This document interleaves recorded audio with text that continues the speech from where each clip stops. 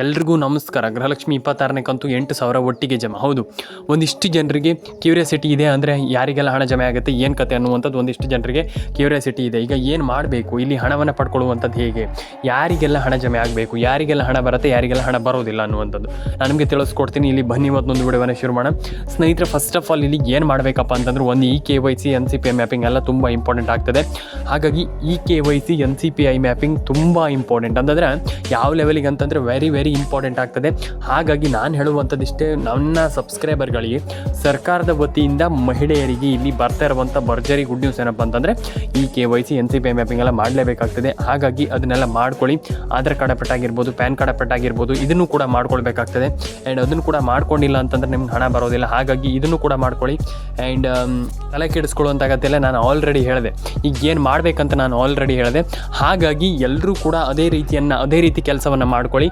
And subscribe ಮಾಡಿಲ್ಲ ಅಂದರೆ ಮಾಡಿ. ನಾನು ಪ್ರತಿಯೊಬ್ಬರಿಗೆ ಹೇಳುವಂಥದ್ದು ಇಷ್ಟೇ, ಸಬ್ಸ್ಕ್ರೈಬ್ ತುಂಬ ಇಂಪಾರ್ಟೆಂಟ್ ಆಗ್ತದೆ.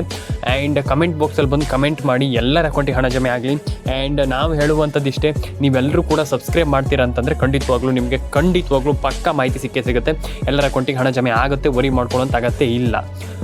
ಆ್ಯಂಡ್ ಇಲ್ಲಿ ಇನ್ನೊಂದು ವಿಚಾರ ಮಾತಾಡ್ತಾ ಹೋಗೋಣ. ಈಗ ಸಿಂಪಲ್ ಆಗಿ ಹೇಳ್ತೀನಿ ನಾನು, ಯಾರ್ಯಾರ ಅಕೌಂಟಿಗೆ ಎಷ್ಟೆಷ್ಟು ಹಣ ಬರುತ್ತೆ, ಯಾರ್ಯಾರ ಅಕೌಂಟಿಗೆ ಹಣ ಬರಲ್ಲ, ಏನು ಕತೆ. ಆ್ಯಂಡ್ ನಾನು ನಿಮಗೆ ತಿಳಿಸ್ಕೊಡ್ತೀನಿ, ಎಲ್ಲದ್ರ ಬಗ್ಗೆ ನಾನು ನಿಮಗೆ ತಿಳಿಸ್ಕೊಡ್ತೀನಿ. ತಲೆ ಕೆಡಿಸ್ಕೊಳ್ಳೋಂಥ ಅಗತ್ಯ ಇಲ್ಲ. ಈಗ ಏನು ಮಾಡಬೇಕಾಗ್ತದೆ, ಯಾರ್ಯಾರಿಗೆ ಹಣ ಜಮೆ ಆಗುತ್ತೆ, ಯಾರ್ಯಾರಿಗೆ ಹಣ ಜಮೆ ಆಗಲ್ಲ, ಇದು ತುಂಬ ಇಂಪಾರ್ಟೆಂಟ್ ಆಗ್ತದೆ. ಈಗ ಯಾರ್ಯಾರ ಅಕೌಂಟಿಗೆ ಹಣ ಜಮೆ ಆಗುತ್ತೆ, ಇದು ತುಂಬ ಇಂಪಾರ್ಟೆಂಟ್. ಈಗ ಆಲ್ಮೋಸ್ಟ್ ತುಂಬ ಜನರ ಅಕೌಂಟಿಗೆ ಹಣ ಬಂದಿಲ್ಲ, ತುಂಬ ಜನರ ಅಕೌಂಟಿಗೆ ಹಣ ಬಂದಿದೆ. ಈಗ ಯಾರ್ಯಾರ ಅಕೌಂಟಿಗೆ ನಾವು ಹಣವನ್ನು ಈಗ ಮಾಡಬೇಕಂತಂದರೆ, ನಾವು ಗೃಹಲಕ್ಷ್ಮಿ ಯೋಜನೆಯಿಂದ ಹಣವನ್ನು ಪಡ್ಕೊಳ್ಬೇಕಂತಂದರೆ ನಾವು ಏನು ಮಾಡಬೇಕು ಅದ್ರ ಬಗ್ಗೆ ತುಂಬ ಒಂದು ಸೀರಿಯಸ್ನೆಸ್ ಆಗಿರಬೇಕಾಗ್ತದೆ. ಯಾಕಂತಂದರೆ ಈಗ ನಾನು ಆಲ್ರೆಡಿ ಹೇಳಿದೆ ನಿಮಗೆ, ಗೃಹಲಕ್ಷ್ಮಿ ಯೋಜನೆ ಹಣವನ್ನು ಪಡ್ಕೊಳ್ಬೇಕಂತಂದರೆ ಈ ರೀತಿ ಕೆಲಸ ಮಾಡಬೇಕಂತ. ಹೌದು, ನಾನು ತುಂಬ ಜನರಿಗೆ ಮೊದಲೇ ಹೇಳಿದ್ದೆ, ಅಂದರೆ ಹೀಗೆ ಮಾಡಬೇಕು ನೀವು ಅಂತ. ಈಗ ನಾನು ನಿಮಗೆ ಒಂದಿಷ್ಟು ಜಿಲ್ಲೆಗಳ ಹೆಸರನ್ನು ಹೇಳ್ತಾ ಹೋಗ್ತೀನಿ. ಆ ಒಂದಿಷ್ಟು ಕಂಪ್ಲೀಟ್ ಆಗಿರುವಂಥ ಜಿಲ್ಲೆಗಳ ಹೆಸರನ್ನು ನಾನು ನಿಮಗೆ ಈ ಒಂದು ವಿಡಿಯೋದ ಮುಖಾಂತರ ತಿಳಿಸ್ಕೊಡ್ತೀನಿ. ಹಾಗಾಗಿ ವಿಡಿಯೋವನ್ನು ಕೊನೆವರೆಗೂ ನೋಡಿ ಸ್ನೇಹಿತರೆ. ಈಗ ನಾನು ಒಂದೊಂದೇ ಜಿಲ್ಲೆಗಳ ಹೆಸರನ್ನ ಹೇಳ್ತಾ ಹೋಗ್ತೀನಿ. ಜಾಸ್ತಿ ಅಂದರೆ ಒಂದು 15 ಜಿಲ್ಲೆ ಇರ್ಬೋದು, 15ರಿಂದ 20 ಜಿಲ್ಲೆ, 20ರ ಮೇಲೆ ಇರ್ಬೋದು. ನಾನು ನಿಮಗೆ ಅದನ್ನು ಹೇಳ್ತಾ ಹೋಗ್ತೀನಿ. ಇಲ್ಲಿ ಹಾವೇರಿ ಫಸ್ಟ್ ಜಿಲ್ಲೆ, ಸೆಕೆಂಡ್ ಜಿಲ್ಲೆ ಉಡುಪಿ, ದಕ್ಷಿಣ ಕನ್ನಡ, ಮಂಡ್ಯ, ಹಾಸನ, ಕಲಬುರಗಿ, ಕೊಪ್ಪಳ, ಗದಗ, ಯಾದಗಿರಿ, ಬಳ್ಳಾರಿ ಆ್ಯಂಡ್ ಹಾಸನ. ಇಲ್ಲಿ ಒಂದಿಷ್ಟು ಜಿಲ್ಲೆ ಅಂತಂದರೆ ಇದಿಷ್ಟು ಜಿಲ್ಲೆ ಆಯಿತು. ಆ್ಯಂಡ್ ಇನ್ನೊಂದಿಷ್ಟು ಜಿಲ್ಲೆಗಳು ಇಲ್ಲಿ ಬಾಕಿ ಇದೆ ಹಣ ಬರಲಿಕ್ಕೆ. ತಲೆ ಕೆಡಿಸ್ಕೊಳ್ಳೋಂಥ ಅಗತ್ಯ ಇಲ್ಲ, ಅದಕ್ಕೂ ಕೂಡ ತಲೆ ಕೆಡಿಸ್ಕೊಳ್ಳೋಂಥ ಅಗತ್ಯ ಇಲ್ಲ. ಏನು ಮಾಡಬೇಕು ಅದನ್ನು ನಾನು ನಿಮಗೆ ಹೇಳ್ತೀನಿ, ತಲೆ ಕೆಡಿಸ್ಕೊಳ್ಳೋಂಥ ಅಗತ್ಯ ಇಲ್ಲ.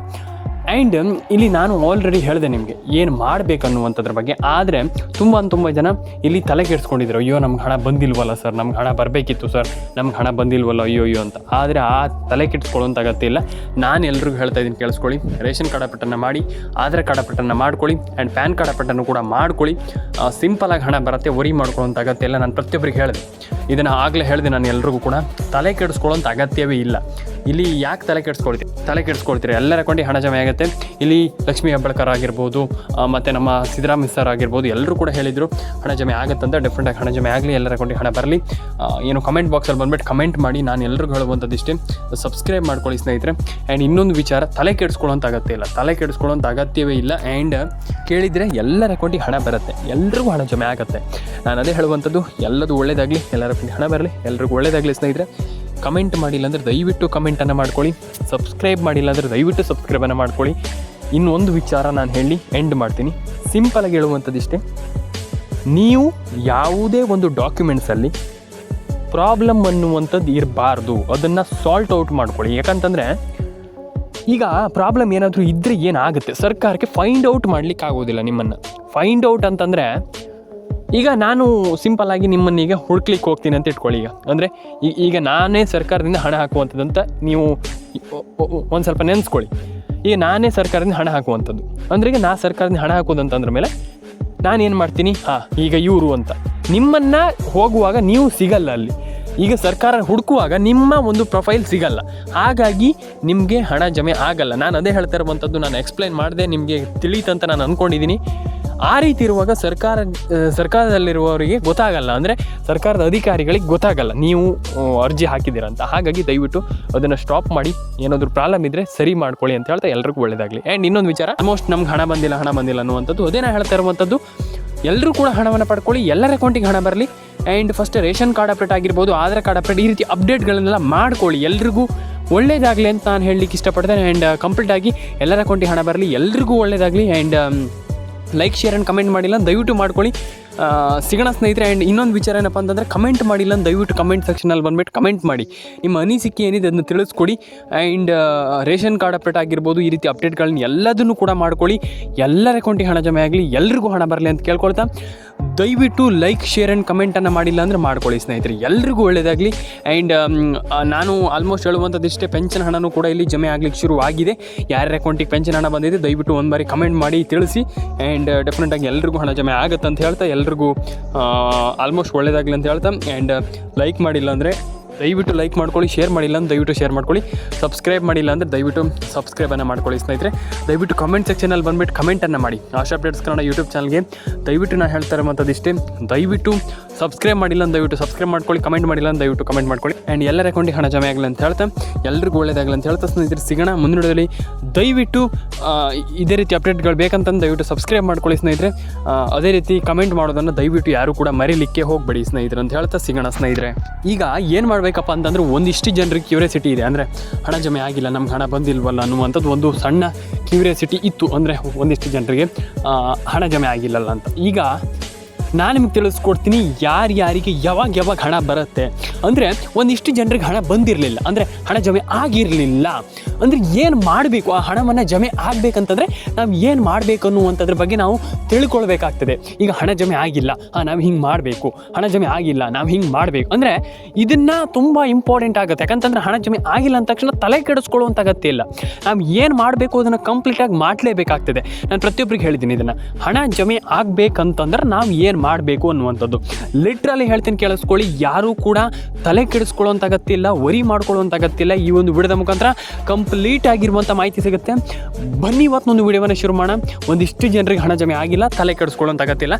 ಕಂಪ್ಲೀಟಾಗಿ ಈ ಒಂದು ವಿಡಿಯೋದ ಮೂಲಕ ನಾನು ನಿಮಗೆ ತಿಳಿಸ್ಕೊಡ್ತೀನಿ, ಹಣ ಯಾರಿಗೆ ಜಮೆ ಆಗಿಲ್ಲ, ಹಣ ಯಾರಿಗೆ ಜಮೆ ಆಗಬೇಕು, ಯಾವಾಗ ಹಣ ಜಮೆ ಆಗಬೇಕು, ಎಷ್ಟು ಜನರಿಗೆ ಹಣ ಜಮೆ ಆಗಬೇಕು, ಯಾವ ಜಿಲ್ಲೆಗಳಿಗೆ ಬರುತ್ತೆ, ಕಂಪ್ಲೀಟ್ ಅಂದರೆ ಇನ್ ಡೀಟೇಲ್ ಆಗಿರುವಂಥ ಮಾಹಿತಿಯನ್ನು ನಾನು ನಿಮಗೆ ತಿಳಿಸ್ಕೊಡ್ತೀನಿ ಅಂತ ಹೇಳ್ತಾ, ಬನ್ನಿ ಇವತ್ತೊಂದು ವಿಡಿಯೋವನ್ನು ಶುರು ಮಾಡೋಣ. ಈಗ ಯಾರಿಗೆಲ್ಲ ಹಣ ಜಮೆ ಆಗಬೇಕು ಇದು ತುಂಬ ಇಂಪಾರ್ಟೆಂಟ್. ಈಗ ಹಣ ಯಾರಿಗೆಲ್ಲ ಜಮೆ ಆಗಬೇಕು ಮತ್ತು ಯಾವಾಗೆಲ್ಲ ಹಣ ಜಮೆ ಆಗುತ್ತೆ, ಯಾರಿಗೆ ಹಣ ಜಮೆ ಆಗುತ್ತೆ, ಎಷ್ಟು ಜನರಿಗೆ ಹಣ ಬರುತ್ತೆ, ಎಷ್ಟು ಜನರಿಗೆ ಹಣ ಬರೋದಿಲ್ಲ. ಹೌದು, ಈಗ ಓನ್ಲಿ ಗುಡ್ ನ್ಯೂಸ್ ಅಂತ ನಾವು ಹೇಳಲಿಕ್ಕೆ ಆಗೋದಿಲ್ಲ. ಈಗ ನಾನು ಆಲ್ರೆಡಿ ಹೇಳ್ತೀನಲ್ಲ, ಓನ್ಲಿ ಗುಡ್ ನ್ಯೂಸ್ ಅಂತ ನಾನು ಹೇಳಲಿಕ್ಕೆ ಆಗೋದಿಲ್ಲ. ಬ್ಯಾಡ್ ನ್ಯೂಸ್ ಕೂಡ ಇದರ ಜೊತೆಗೆ ಇದ್ದೇ ಇರುತ್ತೆ. ಹೌದು, ತುಂಬ ಜನರಿಗೆ ನಾನು ಹೇಳಿದ ತಕ್ಷಣ ಶಾಕ್ ಆಗುತ್ತೆ, ಏನು ಹೇಳ್ತಾ ಇದ್ದಾರೆ, ಬ್ಯಾಡ್ ನ್ಯೂಸ್ ಕೂಡ ಇದರಲ್ಲಿ ಇರಬಹುದಾ ಅನ್ನುವಂಥದ್ದು. ಹೌದು, ಖಂಡಿತವಾಗ್ಲೂ ಹೌದು, ಬ್ಯಾಡ್ ನ್ಯೂಸ್ ಇದ್ದೇ ಇರುತ್ತೆ. ಯಾಕಂತಂದರೆ ಬ್ಯಾಡ್ ನ್ಯೂಸ್, ಈಗ ಏನೇ ಒಂದು ಗುಡ್ ನ್ಯೂಸ್ ಇರಲಿ ಅದರೊಟ್ಟಿಗೆ ಬ್ಯಾಡ್ ನ್ಯೂಸ್ ಇದ್ದೇ ಇರುತ್ತೆ. ಹೌದು, ಖಂಡಿತವಾಗ್ಲೂ ನಾನು ಎಲ್ರಿಗೂ ಹೇಳಿದ್ದೀನಿ ಇದ್ರ ಬಗ್ಗೆ, ಬ್ಯಾಡ್ ನ್ಯೂಸ್ ಅನ್ನುವಂಥದ್ದು ಇದ್ದೇ ಇರುತ್ತೆ. ಏನು ಈಗ ಅದ್ರ ಬಗ್ಗೆ ಏನು ಬ್ಯಾಡ್ ನ್ಯೂಸ್ ಅಂದರೆ ಏನು ಬ್ಯಾಡ್ ನ್ಯೂಸ್ ಅನ್ನುವಂಥದ್ದು ಒಂದಿಷ್ಟು ಜನರ ಕ್ವೆಶ್ಚನ್ ಆಗಿದೆ.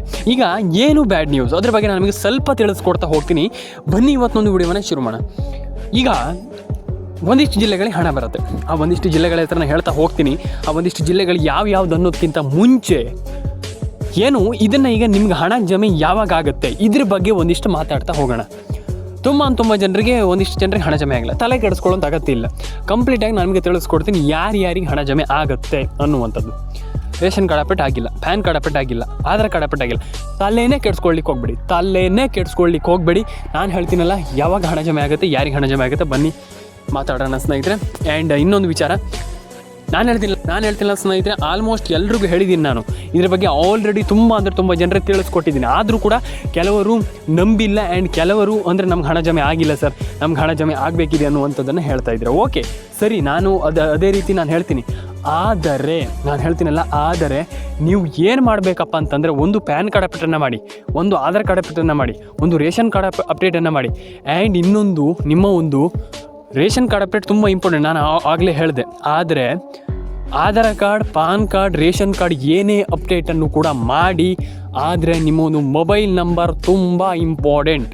ಹೌದು, ತುಂಬ ಜನರಿಗೆ ಹೇಳಿದ್ದೀನಿ, ಮೊಬೈಲ್ ನಂಬರ್ ತುಂಬ ಇಂಪಾರ್ಟೆಂಟ್, ತುಂಬ ಆ ಲೆವೆಲಿಗೆ ಇಂಪಾರ್ಟೆಂಟ್. ಹಾಗಾಗಿ ನಾನು ಹೇಳುವಂಥದ್ದಿಷ್ಟೇ, ಮೊಬೈಲ್ ನಂಬರನ್ನ ಕರೆಕ್ಟಾಗಿ ಇಟ್ಕೊಳ್ಳಿ. ನಾನು ಆಲ್ರೆಡಿ ಇದ್ರ ಬಗ್ಗೆ ಹೇಳಿದ್ದೀನಿ ನಾನು.